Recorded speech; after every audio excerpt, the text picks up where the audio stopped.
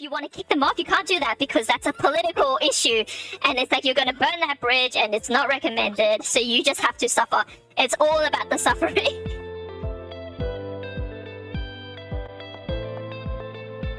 Hi there. This is Dr. X, Dr. Y, and Dr. Z. And we're from PhDone, the channel where we talk about all things PhD and beyond. Welcome everyone to another episode of PhDone. I'm your host today, Dr. Z. And with me are Dr. X and Dr. Y. And today we're going to talk about our experiences with post-PhD life. So as you guys know, we are 3 postdocs. And for those of you who don't know what a postdoc is, basically on paper, a postdoc is supposed to be like an early career researcher who focuses on building their record and getting small grants and doing independent research under a supervisor.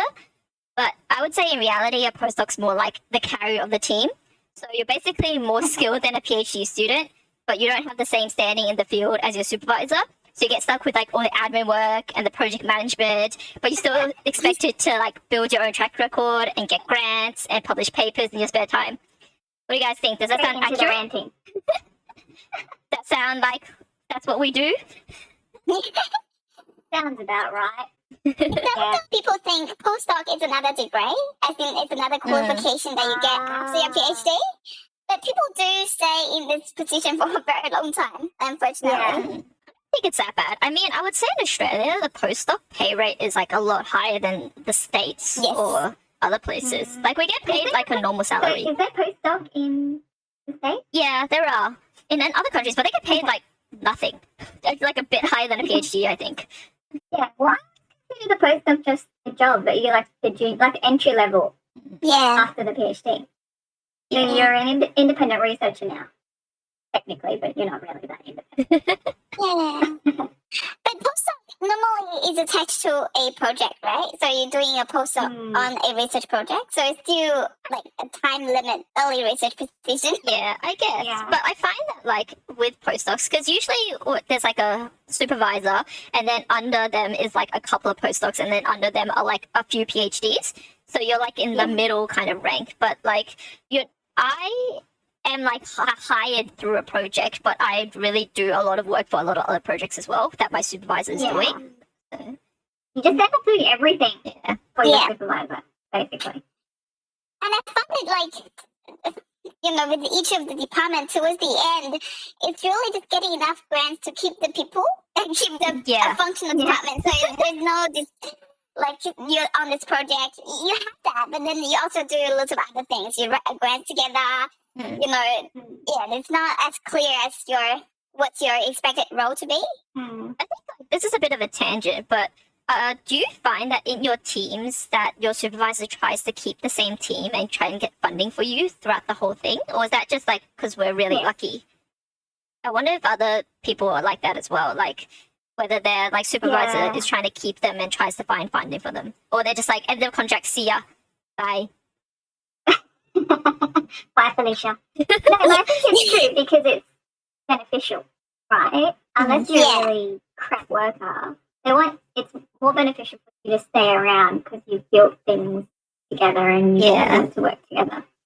And that you know the space, you know the people, and you know how to get things from them. So I think it's beneficial for the department to keep the same group of people in the way.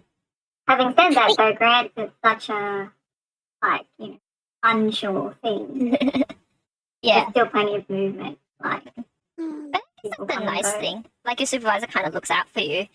Our supervisors at least kind of look out for us and, like, try and keep us around for as long as possible. So, in that way, like, there's a bit of job security. But, like, in Australia, I don't know about other countries, but postdocs is usually contract work. So, postdoc can go anywhere from, like, 1 year to like 5 years, but usually I would say the average is more like 1 to 3 years. I don't think I've ever seen or witnessed beyond 3 years. I think the most common I've seen is probably 2 years. I guess we should also explain that like there's 2 different kinds of funding you can get for a postdoc. So one is like your supervisor just hires you through a project. because they have funding for a postdoc through that project. Or you can get your own funding through like a government grant or something, and then they can fund you to do your own project. So I guess like depending on which type of postdoc you are, it like your responsibilities might vary, because if you have your own funding, you're less bound by what your supervisor wants you to do, I suppose. Yeah, and also it depends. I mean, it depends on what your supervisor is like. Because mine, he probably employed me on a particular project, but he couldn't care less. He just gets me to do whatever we're doing. And it's not timed. Like, you know, even if you plan a project and you get grant funding for it, it never goes according to the plan. So oftentimes the project won't get started for like a year or two. And in the meantime, you're still hired. So you're working on the lag of other projects or that kind of thing. So it all becomes a bit unclear. But whereas other people are much more structured and organized, and you're employed for that particular project, and that's very much what you do. Yeah, but I guess though we said in the last episode that, you know, the career options can be limited, but three of us are pretty lucky in getting the sort of postdoc position right after our submission. I guess we didn't even We should talk about that. So, I mean, I know it's one of our focuses for today, like right after the PhD, how did you feel, you know, and then what kind of happened afterwards. I think the first thing we should address is the finish of your PhD is a weird concept. Right? So you have submission, which is not the end of it. Yes. Because then you have your reviewers who are reviewing the thesis. And that process between getting reviews and being awarded can be, for me, it was over a year. Yeah. And then in the meantime, I started a postdoc position, even though I wasn't technically like graduated or conferred or whatever. So by the time we graduated and had our graduation, like I kind of felt like it was, you know what I'm saying? It was just like a year overdue. Yes. And I feel like all my friends are fed up with this thing. Yeah. When I submitted thing and I did this whole social media post about me submitting, and then I was getting reviewers' comments, and I was like, yes, finally they are great, and I had my graduation, and that, you know, dragged on for like almost a year, and people's like, yeah, I get it, just stop. So I think, for those of you who don't know, the reason why it takes so long is because, you go through this review process. So for our university, it says it's only supposed to take, 6 weeks or something? But no, usually it's like half a year. No. Yeah. Mine went for probably 6 months to a year of before they came back with comments, and then you have to address them, and then it, depending on what kind of comments you get, whether you get major comments or minor comments, it goes in different directions. So if you get minor comments, usually just goes back to your university, and then they can award you your degree if they feel like you've addressed it. If you got major comments, you might have to go back to the reviewers and then wait till they're satisfied before you get awarded your degree. So it can be an incredibly long process. So I guess it's like that with a lot of things in the PhD. It really depends on who you end up as a reviewer. Like, there's shit people out there that are on crazy little power trips, like, you know, get really personal. Whereas in your PhD as well. And I think it's also like when we talk about our PhD, it's such a long time of lots of efforts and emotional energy and physical energy goes into it. And then after it's submitted, it's still this uncertainty that you have to sit with. Because there's no guarantee. It's another humans. You can write the perfect thesis. They still can come back with some ridiculous stuff that you can't anticipate. Yeah. And you can bet they will come back with some bullshit, fluffy things about what you need to do. But at least what I feel really grateful for is that we don't have a defense. A thesis like defense. An oral. Yeah. I would have been shitting myself if I had to do one of those.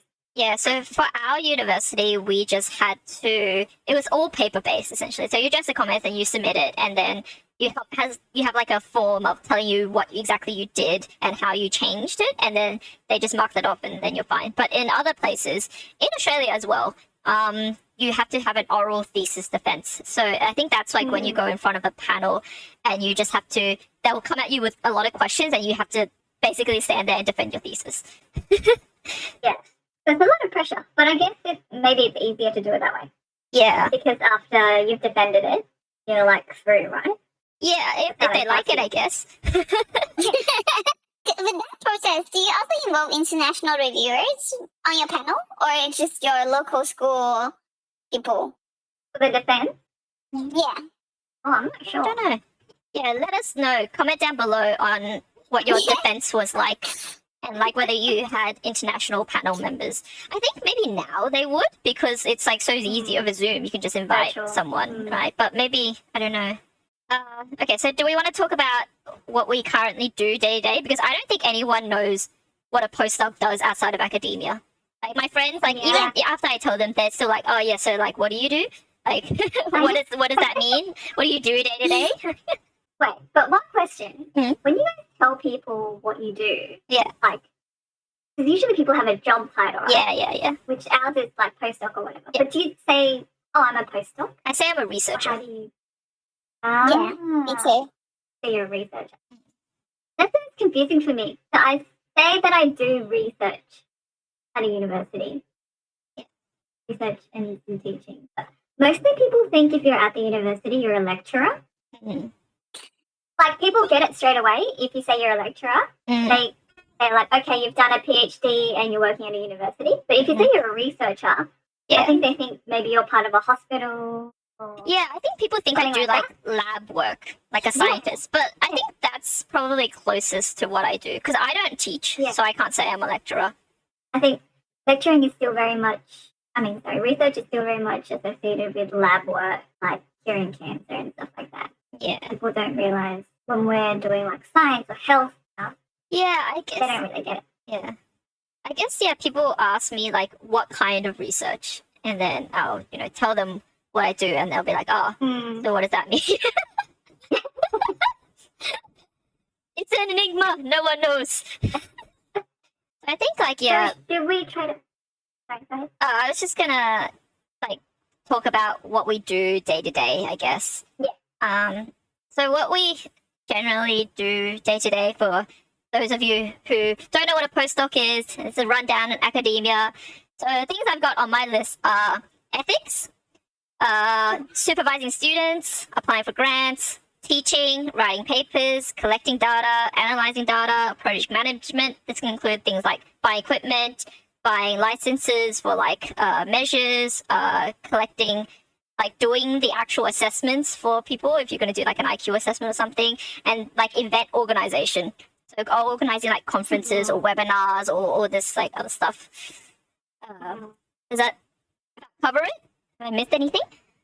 I mean, when we think about how much of our work is actually research versus admin and paperwork that goes with the research, and then meetings, which takes up, at least for me, it takes a big part. There's so many meetings. Like there's your staff meeting for your program, project meeting, school faculty meeting, there's supervision of students. So I find sometimes it can be hard trying to get actual stuff done when you have so many meetings. But I don't know if that's interesting that actual research we do is kind of a really small part of the job. I find the only way I can write papers now is if I use secondary data. So like that's data that's already collected, because it's like I just don't have time to collect my own data anymore. Or like I guess if you get to this stage and you get a grant, you can hire an RA to do it. But otherwise, there's not enough money for it. There's not enough time for it. So I think that's really when people are writing grants nowadays or projects, they write it with like the view of collecting as much as they can, and then like milking out every possible angle they can from the data, because it takes so long. Like the field that I'm in, like ethics alone, you have to factor in at least a year. Yeah. People don't realize how much work goes into just ethics applications from the very get-go, how you write an email, how you're going to approach that person, to the details of, what software you're going to use to record it and how you're going to record it and in what way you're going to communicate. All that needs to be in super fine details, right? Yeah, I think maybe that's a good thing for us to go over, like what it involves from like getting a grant to like end with like the publication. So I got a small grant that the three of us were all involved in, And like essentially the process, if I go from start to finish, would be like I had to write a grant proposal. There was a competitive grant proposal. And then like you put hours into your grant proposal because you have to write like a background to justify why you need this kind of research. You have to come up with a methodology, how you're going to collect this research, and then you have to justify its significance. That's usually how a grant proposal goes. And then after you get the money, you have to hire someone to do all the data collection. So in this case, I had a bunch of interviews, and then I had to go through the whole freaking admin process of hiring someone, which is a nightmare in itself, because you have to because universities all have their templates about what you need to do for the ads and like where you need to put them and specific criteria. You have to go through the interview process. And like eventually, yeah, I hired someone, but I still needed to get ethics done for that. And because the RA I hired didn't have any experience in ethics, so like we had to do all the ethics for it. And ethics is like a pain because like every single project needs ethical approval. And so ethics, you have to involves like writing an ethics application. So you've got the background again, you've got the methodology, and you have to talk about things like risks and like where you're going to store the data and how it's all secure and yada yada. And then you have to write up the consent form for your participants. And it's like you got to go through all the details as well. You think about how they're going to process it. And then what else is involved in ethics? The consent form that no one reads, mind you. Only ethics will read it. Yeah. So you get the ethics, and then it goes through a review process, and then they come back with these comments, and then you have to modify it, and you can bounce back quite a few times. And then every time you make one change, let's say on the ethics form, you then have to change on the consent form, and you have to change on all of these other things as well. And also in the ethics, you have to include all of your measures. So you have to decide all of that upfront. So if you want to change a measure later down the track, so like, version A to version B, you have to put in an ethics modification for that. It's like, oh my God, freaking hell, just let me do my research. And then like after you get ethics, you can finally start your data collection. And so then you go through recruitment. So in your ethics, you also have to specify how you recruit and where you're going to recruit from. And then at times you need permission from those places. And you have to show justification for like how you got permission from those places to recruit from them, which is a pain. And then recruitment can take a while. Recruitment can take, for large projects, like 1 to 2 years because, you're looking for a specific sample size. And if your study goes for like an hour, not a lot of people might want to do that, especially if you don't have money to offer them to reimburse them. And they're just doing it out of interest. It can take ages to recruit the numbers that you need. And then finally, usually recruitment is in line with data collection. So you collect your data while you're recruiting, and then eventually you'll get to a place where either you're sick of the fucking project and you're just like, okay, I would stop data collection now.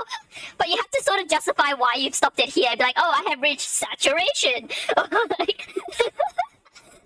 Or something like that. And then after that, you have to analyze the data. So in terms of like, if you get interviews, you have to like transcribe it all, and then you have to import it into the software and then do your analysis on it. And then only after that can you start writing up your manuscript. And then you write your manuscript, you write the background, and then it goes through to all of your different co-authors, and they come back with usually like a bunch of comments. And tell you how much they hate it and how much is wrong with it, and how you have to redo everything again. Yeah, even though you've done all the work, you have to send it to them, and anything they say you have to do. Because when you submit it for publication, you have to tick a box that says all the authors agree to this final manuscript. So they have to agree. And then if you want to kick them off, you can't do that because that's a political issue. And it's like you're going to burn that bridge, and it's not recommended. So you just have to suffer. It's all about the suffering. And then eventually you get to manuscript draft. Everyone has approved it. You submit it, and then it goes through an online submission system to a journal, and then it goes to reviewers, and then the reviewers, depending on how busy they are, they can take like 6 months to come back to you with revisions and then tell you how it's all shit. So you can get several layers of different kinds of feedback essentially. So you can get like minor revisions, which very, very rarely happens, which is basically they're like, oh, you made this one spelling error, fix it, and then you're good to go. Get major revisions, which is what I usually get, but I don't know if that's just like because I'm a shitty researcher. And then, or you can get a rejection. Sometimes it doesn't even go to reviews, and you get something called a desk rejection. Yeah, and then that's just what the editor's like, nah, fuck you, this sucks.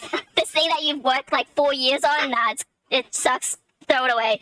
We don't want this trash. And they'll send you the same template email. It's like, oh yes, it's a very competitive thing. We only accept a small amount of the submissions that we get. Blah blah blah. But so, and then eventually, if you can get through all of that, that's when it gets published. And that's like Usually it takes quite a few years before any research. This is why it's like, yeah, this is why our lives are so busy, filled with admin and all of this crap. This is just for one paper.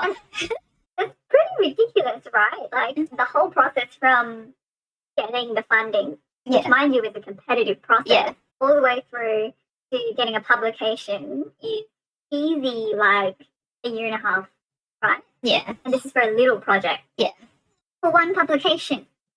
But when you're going for fellowships or whatever, they want to know that you've got at least 3 to 5 publications a year. Yeah. Like, it's just so ridiculous. And mind you, these grants don't pay for your salary. Yeah. So in the meantime, you're trying to write grants or like help on grants or like, just be employed next year. Yeah. And your supervisor probably has a bunch of stuff that they need you to do. Maybe they're running a clinical trial and they need someone to like help out with that. Maybe they're doing some like longitudinal data collection and they need someone to help out with that. And it's just like all of this, day to day is just, it's a lot. Do you guys think you have good work-life balance? I do right now because I'm sneaky and I say no to things when I know it's going to take too much time. But I know a lot of people aren't like that. They tend to just say yes. And because I think I'm, I don't know, I don't plan to stay in academia for too long. So I think I put less pressure on myself to achieve all these things. But if you want to stay in academia, then it's like you have to, get like 3 to 5 pubs, and you have to have knowledge translation, and you have to show impact, and you have to like do all this like webinar stuff and just like make all these networks and like have all these conference presentations. It's just... And the service and leadership. Yeah. Is a whole other area, right? Yes. So you need to show that you're doing a service to the university. Yeah. And also to your field in general. Yeah. So to do that, like all this, like you're volunteering, basically. Yeah. Usually that's like committee work. So you have to be part of a committee and they have to do stuff. And it takes up a lot of your time. And this is all like probably outside of what you're being paid for as well. Exactly. Yeah. I think there is a strong focus on knowledge translation, like how efficiently you can translate your own knowledge produced through your research to practice or to the public, communicate that effectively to the public. Academics are required to do lots of work. Like, you have to look after all your publications and public academic outputs. You also need to look after your sort of non-academic outputs. So it's definitely you have to do a lot more than what is said that you need to do. Yeah, and you have to keep up to date with your field as well. Otherwise, you won't have the latest research to refer to. And so that, involves going to conferences and like just keeping up to date and reading papers constantly as well. Do you guys read papers? I read the abstract and I read the parts I need. If I need to know their methodology or if I just need to know like the discussion. Or sometimes I go into a paper because I need to know what they have found previously that matches my work. So usually like if I have something that I need to find evidence for, I'll just go to a paper that has that relevant thing and then go to their background and just take their citations. Yeah. Don't do that, by the way. That's not the best way to do things. The last time I fully read a journal article. Yeah. It was probably like in journal club during the PhD. Even then I didn't I didn't read the whole thing. Yeah, I think you just don't have the time. It's just like, and your brain's already filled to the brim with like all this other stuff you need to do. Exactly. But it's tricky, right? Because things are so unstable, it all comes down to how competitive you are in your metrics, which is something you potentially can improve if you put a lot of time into it. Like if you throw your work-life balance out the window and like every night I'm going to be trying to write papers or grants or something. So there's always that kind of inner turmoil about, okay, my workday is finished, but do I need to be doing more to get ahead? Yeah.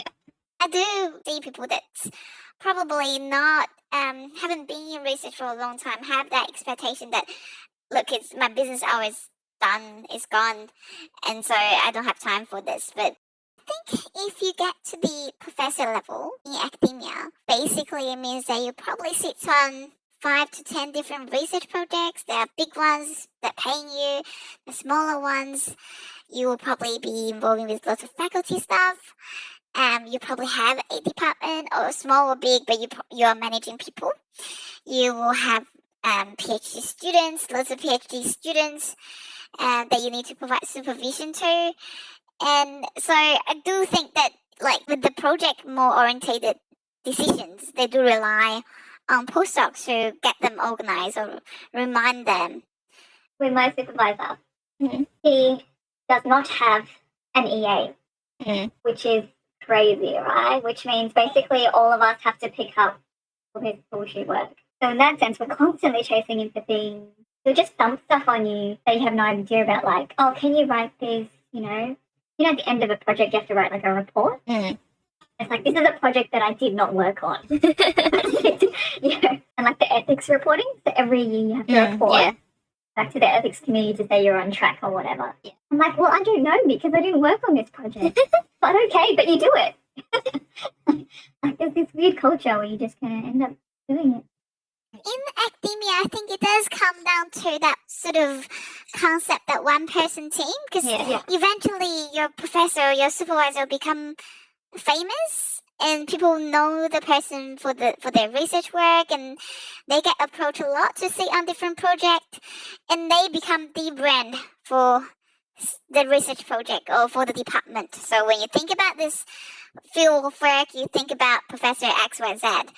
So I think the supervisor, the personality is sort of like you have to work with their personality. So if they are a micromanaging person, you have to work with that. If the person is more like, off you go, you do your own thing, don't bother me, and they give very minimum directions, you also have to work with that. It's different to, I think, big companies where the position is defined, the person's role is defined, and their sort of job is defined. This, I feel like in academia, it's different. It's really that you know the center because you know the center's person is this Professor X or Z or Y.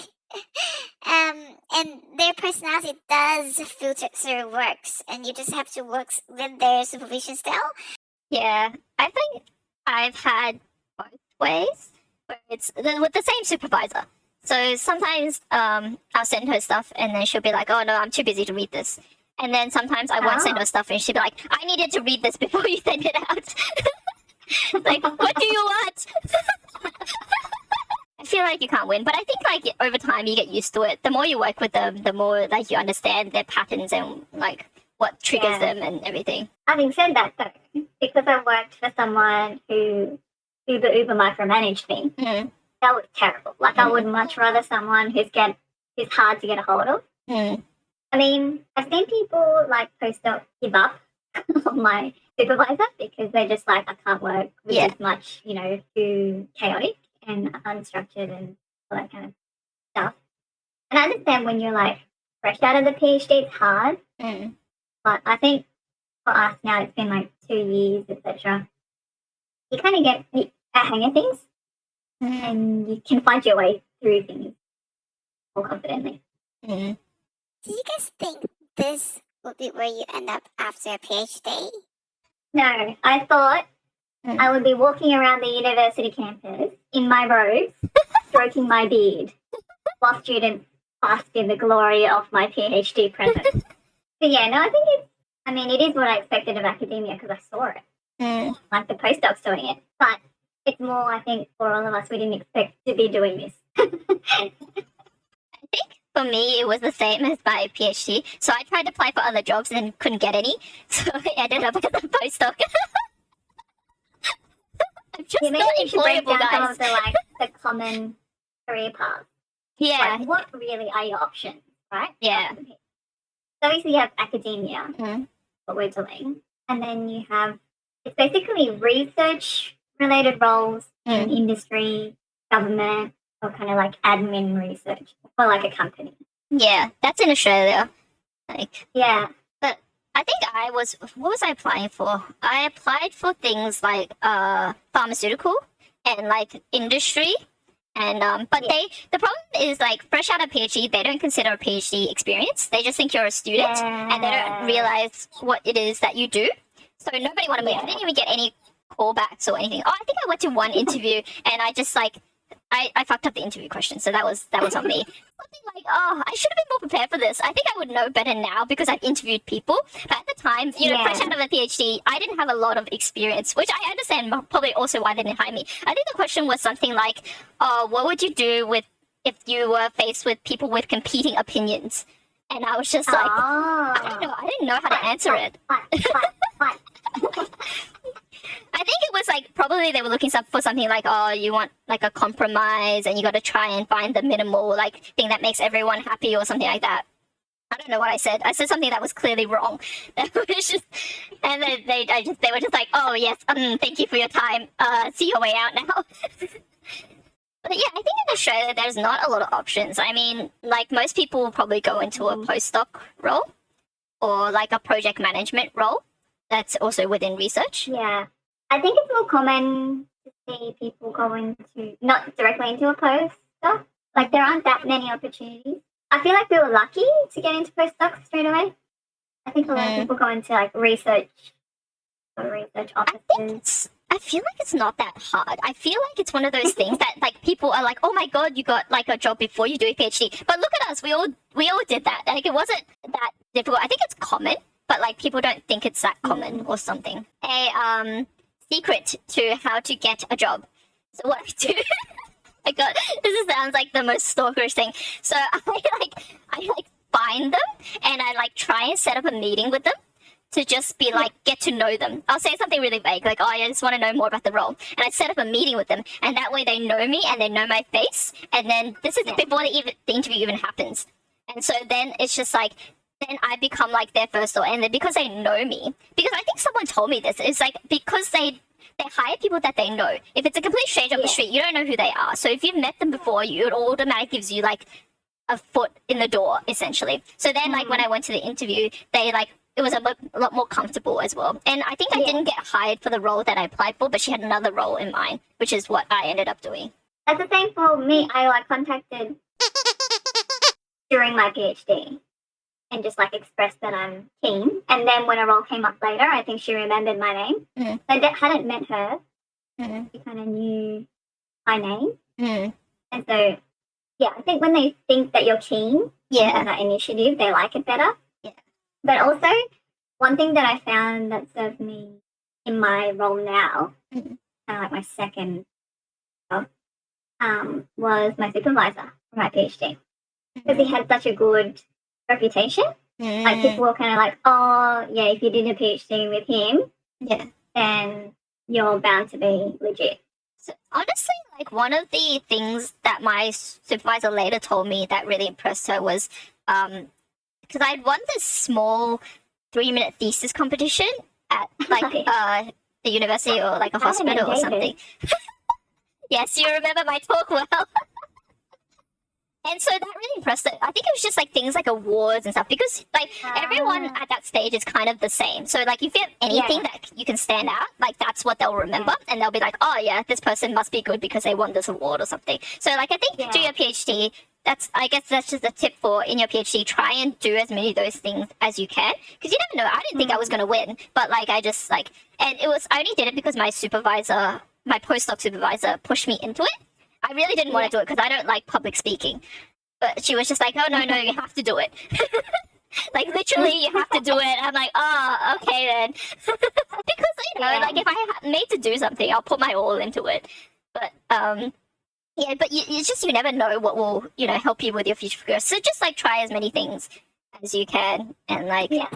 I guess since I finished my PhD, all my sort of jobs came from someone else, another professor or some other senior researcher will forward the job description to me. So I guess network became really important and something that you probably didn't think that would be that important during a PhD. You probably think, oh yeah, networking will be about talking to people at conferences and see what they're doing, but actually just let people know who you are and what sort of capacity you have and what you are passionate about is quite important. I think, and even if like you want to, and I think there are lots of industries start to pick up you'll see that the big four, they now have roles where they work with governments to produce reports, and that requires the same skill set as we would do a report in research. And how do you sort of find opportunity to network with people in that area, or even to think of industry partnership for one of your research project, and then get to know the people and see whether there's a position there. Is quite important. So it does require you to have lots of different skills. The soft skills of being able to network, to talk to people, to collaborate. It's such a big thing in research. And being able to pitch your research project to people is also quite important, I feel. Yeah. Yeah. So the big four are like the big four financial accounting firms, essentially. So they dominate a lot of the market, money-wise. Yeah, so a lot of big corporations, I think, have developed a lot on the research front, and so they do a lot of like qualitative stuff as well. I still feel like if I applied, I would get rejected. Yeah, that's the thing. I definitely agree. Like, it's really hard to sell yourself with just a PhD. Like, you have to rewrite it, so it's like, oh, I had a job for you. It's not, I did a PhD. I happen to have a PhD, but these are the skills that I've developed. And still, it doesn't sound as impressive as someone else who's been, in a consulting role somewhere else, but also knows how to do research. That's a bit tricky. Unless you've got like professor to your name, maybe that makes it a bit easier. But also, I find with these research roles, because the postdoc pays so well, you're basically taking a pay cut to go.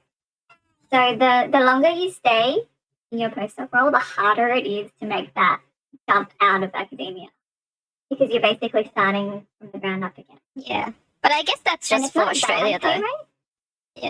Yeah, exactly. They will probably just apply. So it's a blessing and a curse, the fact that you get a lot of paycheck. Right. It is very difficult. I mean, I guess just to explain for international audience, the academic kind of levels, they go from A to E.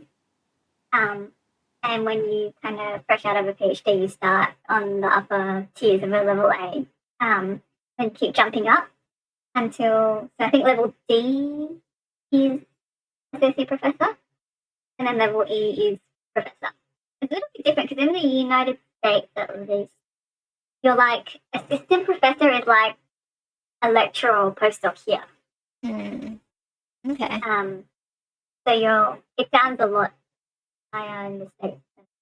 Yeah, I feel like the roles are confusing. You're not professor, or you're really high up, advanced in your career here. Apparently, to get to a professor, you just have to apply. I asked my supervisor once, I was like, how did you get there? And she was like, oh yeah, the job came up and I just applied for it. Yeah, so you can either just, if the position is available, you can apply for it, or you have to go through the internal promotion program, which is apparently really rigorous. Yeah. Like, it's really hard. Yeah. Even to go from like an A to a B or whatever. Yeah. I was going to say, they require you to have so much like impact outside of the university as well. Like, you need to own a journal, that kind of stuff. So I don't think it's as easy. It's not just like natural progression. Yeah. I think that's one of the biggest differences between academia and like corporate world. Like, the jumps between levels is like really significant, but because people in corporate you can get promoted relatively easily. Like, well, not easily, but it's just like there's a natural hierarchy here. Here, it's like you have to demonstrate that you're significantly deserving of this next level kind of thing. And that you're outdoing everyone else. Yeah. So even to just get like a small pay raise, otherwise you just stay at the same level forever. No one just like automatically promotes you. You have to like apply for it and like demonstrate it, and it's just everything in academia is competitive. It's just survival of the fittest. What do you guys think are the next steps for your career? I think the plan when we first came out of the PhD was to give academia a try. Mostly because we felt underqualified for anything else. I honestly didn't expect to still be here. Because I was trying to always look for opportunities outside. But there just weren't any. And I think I'm low-key, like, enjoying getting a kick out of how unstable and competitive it is. And I think, for me at least, I want to try the next year or two to go for competitive fellowships. I'm liking it a lot more than I did in the beginning. I feel like I'm getting a grasp of what the game is. Yeah. So the answer is I'll stay in academia as long as they'll have me. But always looking for opportunities outside. But doubtful. What about you, X? Yeah, I would still love to explore other industries a little bit, like as in not academia. I want to say whether corporate could be an option. I want to say whether say the new players in the health field and that share similar purpose. For example, health insurance company that also want to be in the preventative stage of health would be a possible career move. I'm actually quite interested in that space because I think that with the industry partners, they are quite like fast paced and project based. So I think that will be really interesting for me. Yeah. I know the industry is starting to acknowledge the specialty or the special talent that PhDs have, but I don't think there's a defined role yet for people that have done their PhD, have that extensive in-depth knowledge background and project management skills. Yeah. Exactly. So for me, like I've been saying this for a while. Like I never want to stay academia. You can see I've tried to get out so many times, but I just keep getting sucked back in. I don't know. I find that academia is just too. I like the translational stuff, I think, but it's like I'm not a big fan of like writing papers and like reading papers and doing projects. I like making new discoveries and I like science, but I just don't particularly love academia that much. And also because like fellowship success rate, which is what you should be aiming for your next step after postdoc, is like 12%. It's like, come on, man. Like no one really can get there unless you're like really, really focused on making that your next career stage. Because it's not an easy thing to do. And I don't know. I keep saying this, but who knows? Maybe in 10 years I'll still be here. All right, so should we wrap up? Do you guys have anything else you want to say? I think one thing that will be interesting is that when I talk to people who've come from government or worked in industry, the one thing they struggle with that academia does have is that creative freedom. Yeah, that's true. Is to think up, issues, in the real world and be able to like design a project around it. I mean, there's still a lot of constraints, but it's not like being a cog in the wheel that you become when you go to government where you don't own anything. It's not that you're making the change, you're just prescribed a role and you just do it. Yeah, and I do hear that. Like how much you would actually get used to having that creative freedom. Academia. I think I would miss that. Yeah, I think so too. I do like designing projects and like thinking up the issues and like doing the analysis and finding the results. That kind of thing. It's all just the other bullshit. Even though it takes years. I don't know. I think academia would be good if it was like exactly as it's described on paper, where you literally just like you just do research and you make discoveries and you like tell people about discoveries. If that was it, then I would love it. But it's just all this other stuff around it. I definitely think the research landscape is changing. Like it's a different era now. Maybe it'll be better in the future. I mean, I think a lot of the problems with instability now come from the fact that fundamentally our funding comes from the government, or it comes from, it's not a for-profit activity that we're doing. Yeah.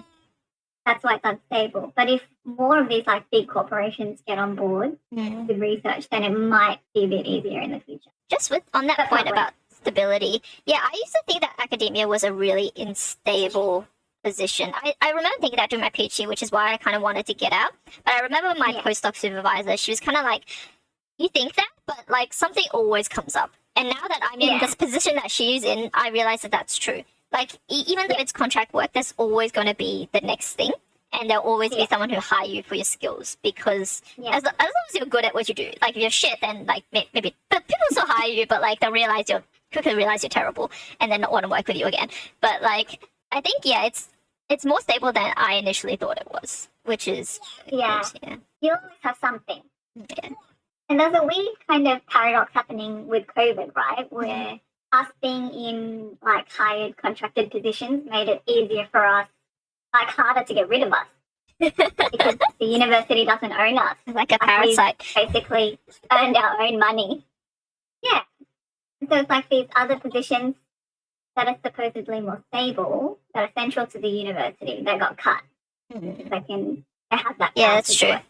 Yeah. So it's kind of interesting how that all plays out. Yeah. I think in today's day and age, nothing is really that stable. Yeah, definitely You do what you COVID. love. I agree. Yeah. Definitely COVID brought that to light. I know a lot of people who like work corporate jobs who got let go or government jobs, but because our funding's already technically been allocated, they have to spend it on what they said they were going to spend it on, which is our salaries. So we were lucky enough to stay employed. Yeah. If you can deal with the psychological anxiety of or not knowing if you're going to be employed next year, but just kind of, I probably will. I swear that someone going to be in the comments going to be like, well, it was really easy for me because I'm like a terrific researcher and I just got a fellowship straight off the bat and then I was constantly employed. Well, good for you, but you know, we're probably like shitty researchers. So it's a struggle for us. Okay, so that just about does it for this episode. So if you've ever done a PhD or graduate program, comment below and let us know if this is where you thought you would end up. Because we'd love to hear about everyone else's experiences. And if you enjoyed this video, please like and subscribe. All right, And subscribe. bye.